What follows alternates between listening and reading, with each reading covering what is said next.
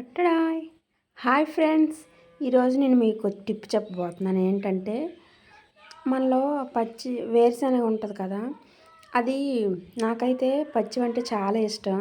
కొంచెం డ్రై అయిపోయినా తినాలనిపించదు. అలాంటి వారికి ఒక చిన్న చిట్కా చెప్తాను. ఏంటంటే ఇవి పచ్చిగా ఉన్నప్పుడు మట్టితో ఉంటాయి కదా, అవి బాగా కడిగి కొంచెం తడారిపోయేలాగా ఆరబెట్టిన తర్వాత క్లాత్ మీద అప్పుడు బాక్స్లో వేసుకుంటే మ్యాక్సిమం 1 మంత్ వరకు స్టోర్ అయ్యి ఉంటాయి. మీకు నచ్చినప్పుడు తినచ్చు.